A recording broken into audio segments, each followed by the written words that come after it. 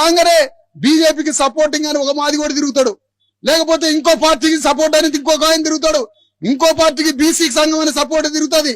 నేను అడుగుతున్నాయా, రాజ్యాధికారం అని మాట్లాడతారు మీరు నోరు తెరిస్తే. బీసీలు రాజ్యాధికారం అంటారు, మాదిగ దండోర రాజ్యాధికారం అంటది, ఇంకో సంఘం ఎస్సీ ఎస్టీలు రాజ్యాధికారం అంటారు. మీరు రాజ్యాధికారం అన్న నోటి మాట రాజ్యాధికారం అని చెప్పి ఎన్నికలు రాగానే బీజేపీకి ఓట్లేయండి, కాంగ్రెస్ కి ఓట్లేయండి, బీఆర్ఎస్ కి ఓట్లేయండి అని చెప్పడానికి కుల సంఘాలకి సిగ్గు శరం ఉందా అని అడుగుతాను నేను ఈ వేదిక మీద నుంచి. ఏం సిగ్గు శరం ఉంది మీకు? వర్గీకరణ పేరు చెప్పి పలానా పార్టీకి ఓటేయమంటాడు, వర్గీకరణ పార్టీ పేరు చెప్పి పలానా పార్టీకి ఓటేయమంటాడు. సిగ్గు శరం ఉందా? మాదిగల్ల 4 సంఘాలు బయలుదేరి, మాదిగల్ల 4 సంఘాలు బయలుదేరి 4 సంఘాలు 4 పార్టీలకు మద్దతు ఇచ్చుకుంటూ తిరుగుతున్నాయి. రాజ్యాధికారం అనే అర్హత ఉందా మీకు? రాజ్యాధికారం అంటే ఏంటో తెలుసా?